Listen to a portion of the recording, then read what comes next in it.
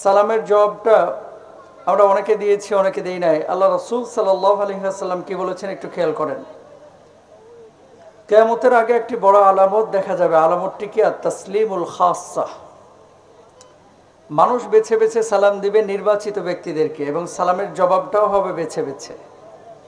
কিছু লোক এখানে আছে, চেয়ারম্যান সাহেবকে দেখলে 5G গতিতে সালাম দেয়। কথা কয় না। এমপি মহোদয়কে দেখলে সালাম একবার না 30 বার দেয়, তারপরেও স্যার যেন আমার দিকে তাকায়। কথা বলেন। হুজুর দেখলে সালাম দেয়, ইমাম দেখলে সালাম দেয়, চেয়ারম্যান দেখলে সালাম দেয়, এমপি দেখলে সালাম দেয়, মন্ত্রী দেখলে সালাম দেয়। মাগার জীবনেও কোনোদিন কিছু লোককে পাইবেন যে একজন ফকিরকে, একজন মিসকিনকে, রিক্সাওয়ালাকে, ভ্যানওয়ালাকে, কৃষককে জীবনেও সালাম দেয় না। কথা বলেন ঠিক কিনা? কারণ কি? এখানে একটা আমিত্বের ভাব আছে, অহংকার, তাকাব্বুরি কাজ করে। আমি পয়সাওয়ালা মানুষ, আমি ভ্যানওয়ালাকে কেন সালাম দেবো? ও বেটা আমার সালাম দেবে। আরে হুজুর, উনি আমার মসজিদের খতিব, খতিব সাহেবের মানসিকতা যদি এরকম হয়, আমি কেন সালাম দেব? মুসল্লি আমার এখানে সালাম দেবে।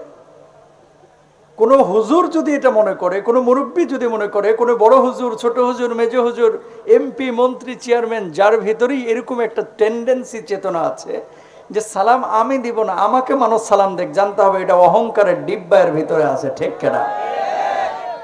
তাকাব্বুরি অহংকার যার ভিতরে আছে, সে মানুষকে সালাম দিতে চায় না। সালামের জবাবটা সুন্দর করে দেন, আসসালামু আলাইকুম ওয়া রাহমাতুল্লাহ। নবীজি বলেছেন আফসুস সালাম, সালামের প্রচার বেশি করো, প্রসার বেশি করো। সালামের জবাবটা সুন্দর করে দাও। ভালোবাসা যিনি বাড়িয়ে দিবেন তিনি কে? আরো জোরে বলেন, তিনি কে?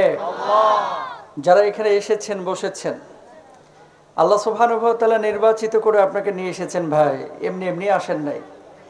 কোনো কাজ নাই, আজারা চায়ের দোকানে বসে বসে আড্ডাবাজি করতেছে, এরকম আল্লাহর ওলি এই এলাকায় আছে না নাই? জোরে কর। কোনো কাজ নাই, আড্ডাবাজি করতেছে। আল্লাহর নামে হলফ করে বলতেছি, কোরআনের এই ময়দানে আসার জন্য আল্লাহর পক্ষ থেকে মকবুল হওয়া লাগে, নির্বাচিত হওয়া লাগে। ঠিক কিনা?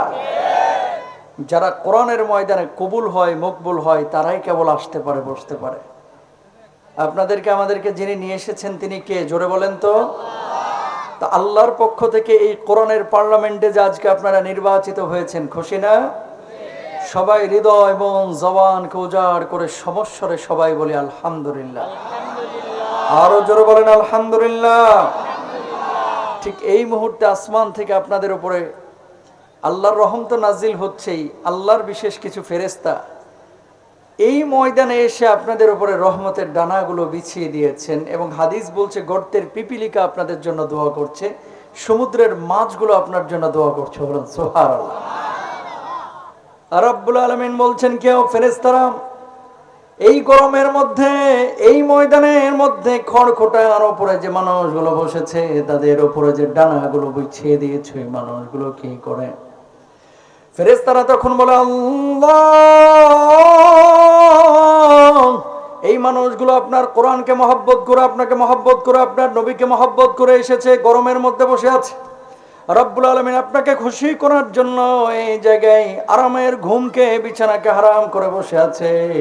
আল্লাহ রব্বুল আলামিন তখন ফেরেশতাদেরকে বলেন, ফেরেশতারা রে, এই মানুষগুলোকে কখনো আমি আল্লাহকে দেখছে? ফেরেশতারা তখন বলে, আল্লাহ, কখনো আপনারা দেখে নাই। আল্লাহ রব্বুল আলামিন তখন বলেন, যদি দেখতো কি করতো?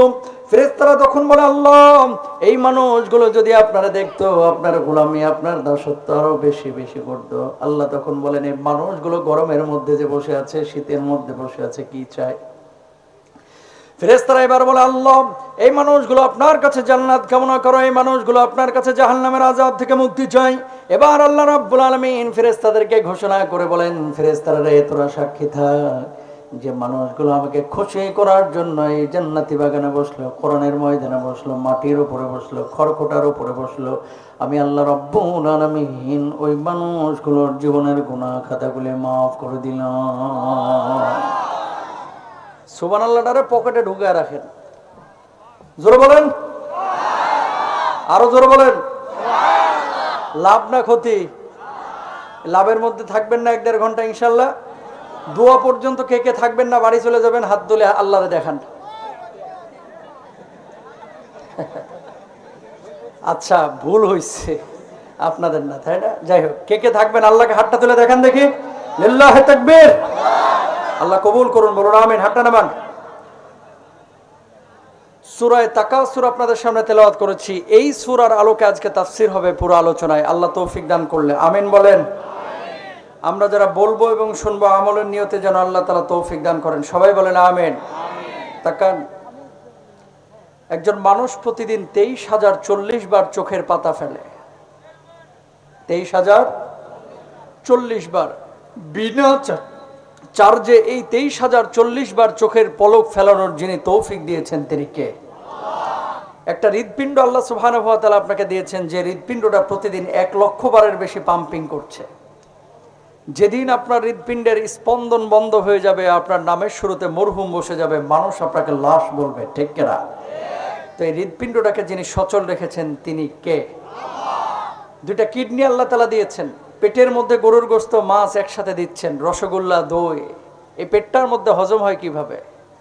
আল্লাহ তাআলা প্রতিদিন 2 থেকে 2.5 লিটার অ্যাসিড উৎপাদন করছে, যে পেটের মধ্যে অ্যাসিডগুলো আপনার খাবারটাকে হজম করছে। সুবহানাল্লাহ বলেন। এই জমিনটার মালিক কে? তাহলে দেখেন, বাঁচিয়ে রেখেছেন, জীবন দিয়েছেন যিনি, তিনি আর কেউ না, কোনো প্রধানমন্ত্রী না, খাদ্যমন্ত্রী না। আমাকে টিকিয়ে রেখেছেন যিনি, তিনি হচ্ছেন একমাত্র আল্লাহ। 8টি আয়াত এই সূরার মধ্যে আল্লাহ সুবহানাহু ওয়া তাআলা নাজিল করেছেন। সূরাটা মাক্কি সূরা। কি বলছেন আল্লাহ রাব্বুল আলামিন? খেয়াল করেন 1 নম্বর আয়াতের মধ্যে, আলহাকুমুত তাকাসুর হাত্তা যুরতুমুল মাকাবির। বলুন আল্লাহু আকবার। আল্লাহ রাব্বুল আলামিন বললেন, প্রাচুর্যের প্রতিযোগিতা তোমাদেরকে মোহাচ্ছন্ন করে রেখেছে। ততদিন পর্যন্ত মোহাচ্ছন্ন তোমরা থাকবে যতদিন পর্যন্ত কবরের স্বাদ আস্বাদন না করবা, মৃত্যুর স্বাদ আস্বাদন না করবা, কবরের সাক্ষাৎ যতদিন পর্যন্ত না পাইবা। তাকাসুর শব্দের অর্থ হচ্ছে টাকা পয়সা নিয়ে প্রতিযোগিতা করা, সম্পদ নিয়ে প্রতিযোগিতা করা। বর্তমান জামানায় যত পাপ আছে, এই পাপের মূলে আছে অর্থের লিপ্সা, টাকার লিপ্সা, ঠিক কিনা? দুইটা জিনিসের লোভ মানুষের ভিতরে যদি না থাকতো, তাহলে দুনিয়ায় কোনো পাপ থাকতো না। তাকাসুর শব্দের অর্থ হচ্ছে সম্পদের প্রতিযোগিতা করা। এই জামানায় এমন কিছু মানুষ পাবেন, দেখবেন যে মানুষগুলো নামাজ পড়ছে, রোজা করছে, হজ করছে, যাকাত দিচ্ছে, কিন্তু নিজের কি আছে এদিকে না তাকায় খালি আরেকজনের বাড়ির ছাদের দিকে নজর। কথা বলেন, ঠিক কিনা? আছে না এরকম? প্রিয় ভাইরা আমার, এই জামানায় কিছু মানুষ এমন পাবেন যে মানুষগুলো আল্লাহ রাব্বুল আলামিন প্রতি মাসে তার 50,000 টাকা, 1 লক্ষ টাকার স্যালারির ব্যবস্থা করে দিয়েছে, তারপরেও সে খুশি না, হ্যাপি না। চিন্তা করার একজনের বাড়ি 3 তলা হয়ে গেল, 4 তলা হয়ে গেল, কেন আমারটা এখনো হচ্ছে না? আল্লাহর নবী সাল্লাল্লাহু আলাইহি ওয়াসাল্লাম বলছেন, লাউ কানা লি ইবনি আদম ওয়াদিন মিন যাহাবিন আহাব্বা আন ইয়াকুনা লাহু ওয়াদিয়ান। আল্লাহর নবী বলছেন, বনি আদমের কাউকে এমনও কিছু মানুষ আছে, আল্লাহ রাব্বুল আলামিন এই মানুষগুলোকে যদি 2টা স্বর্ণের পাহাড়ের মালিকও বানায় দেয়, ও চাইবে কবে 3য় স্বর্ণের পাহাড়ের মালিক হবে। এরকম লোক আছে না নাই? আগে এমন এক সময় ছিল যে সময় টাকা কামাইতো 8,000, 10,000। আজকে আল্লাহ রাব্বুল আলামিন 80,000, 90,000 টাকা কামানোর তৌফিক দিয়েছে, কিন্তু তারপরেও খুশি না, শুকরিয়া আদায় করে না। আল্লাহ রাব্বুল আলামিন এই মানুষগুলোকে নিয়ামতের অস্বীকার করার কারণে পাকড়াও করেন, ধরেন দুনিয়ার জিন্দেগিতেই। রব্বুল আলামিন বলেছিলেন, ইত্তাআযানা রাব্বুকুম লা ইন শাকারতুম লা আযীদান্নাকুম ওয়া লা ইন কাফারতুম ইন্না আযাবি লাশাদীদ। আল্লাহ রাব্বুল আলামিন বলেছিলেন, যদি নিয়ামতের স্বাদ আস্বাদন করার পরে কৃতজ্ঞতা বোধ থাকে, কৃতজ্ঞ হও, আমি আল্লাহ তাআলা নিয়ামত বানিয়ে দেব। কিন্তু বর্তমান সময়ের মানুষের নেচারটা কি? আল্লাহ রাব্বুল আলামিন সূরা ইউনূস 11 নম্বর পারা 10 নম্বর পৃষ্ঠায় খেয়াল করেন কি বলছেন, ওয়া ইযা আযাকনা আন-নাস রাহমাতাম মিন বা'দি দাররা মাসাতুহুম ইযা লাহুম মাকরুন ফি আয়াতিনা। আবার আল্লাহ রাব্বুল আলামিন বললেন এই জামানার মানুষ কেমন এখন খেয়াল করেন। দুনিয়ার এমন কিছু মানুষ আছে যেই মানুষগুলো যখন রহমতের স্বাদ আস্বাদন করে, ভালো থাকে, সুস্থ থাকে, টাকা পয়সার মধ্যে ডুবে থাকে, নিয়ামতের মধ্যে ডুবে থাকে, আল্লাহ যখন রহমতের স্বাদ আস্বাদন করায় আল্লাহরে তখন সে স্বীকার করে না, আল্লাহর গোলামি করে না, আল্লাহর দাসত্ব করে না, বরঞ্চ আল্লাহর সাথে ঠাট্টা বিদ্রুপ করে, তামাশা করে। কুলিল্লাহু আসরাউ মাকরা, আল্লাহ রাব্বুল আলামিন ওদের কৌশলের চাইতে বড় বেশি কৌশল অবলম্বন করে, ঠিক কিনা? আলোচনার অর্থ বুঝেন নাই, খেয়াল করেন। দুনিয়ার জিন্দগিতে এমন কিছু মানুষ আপনাদের মধ্যে আছে, দেখবেন সুস্থ থাকলে নামাজে যায় না, যেমনি ডাক্তার বলছে হার্টে রিং পরানো লাগবে, মুয়াজ্জিনের আগে মসজিদে গিয়ে হাজির। কথা কয় না। ডাক্তার যেমনি বলছে কিডনি তো ভাই অর্ধেক পয়সা গেছে গা, 50% কিডনি ড্যামেজ হয়ে গেছে, এবার মুয়াজ্জিন সাহেবের আগে গিয়ে মসজিদে হাজির। অথচ এতদিন জুমার নামাজেও হারিকেন দিয়ে আরে খুঁজে পাওয়া যাইতো না। কথা বলেন ঠিক কিনা? এরকম লোক আছে না নাই? এই যে করোনা আসছিল না 2-3 বছর আগে, সরকার যখন মসজিদগুলো বন্ধ করে দিল, আপনাদের এলাকাও কিছু মুন্সি পাইছেন, কিছু লোক পাইছেন, নামাজ পড়ে না কিন্তু সরকারের হায়রে গাইলেন গালাইছে। সরকার এটা কোনো কাজ করলো? মসজিদগুলো বন্ধ করে দিল। মুয়াজ্জিন সাহেব এর দিকে তাকায় আর মুসকি মুসকি হাসে, কয় বদমাশ, নামাজ পড়ে না আবার মসজিদ বন্ধের লেগে কান্নাকাটি করে কা, আল্লাহ জানে মসজিদ খুললে মনে হয় এবার ইমামের আগে হেই ইমামতি করবো, এরকম একটা ভাব সাপ। ভাই বিশ্বাস করেন মসজিদগুলো খুলে দিছে, ওই যে যেগুলো গালমন্দ করছিল মসজিদে এখন অনুবীক্ষণ যন্ত্র দিয়ে এই সমস্ত মুসল্লিদের খুঁজে পাওয়া যাচ্ছে না। এই যে আসতে বলতেছেন কেন? ঠিক। তাহলে দুনিয়ার জিন্দেগিতে এমন কিছু মানুষ আছে বিপদে পড়লে আল্লাহ আল্লাহ, চাকরি হচ্ছে না আল্লাহ আল্লাহ, ছেলে অসুস্থ আল্লাহ আল্লাহ, হার্টে ডিজিজ আল্লাহ আল্লাহ, কিডনি পচে গেছে আল্লাহ আল্লাহ, পেটে ব্যথা হয়েছে আল্লাহ আল্লাহ, যেমনি সুস্থ খাল্লি বাল্লি তখন মুমতাজের গান গায়ে বেড়ায়। কথা বলেন ঠিক না? 15টা বছর বহুত কষ্ট আপনারাও করছেন।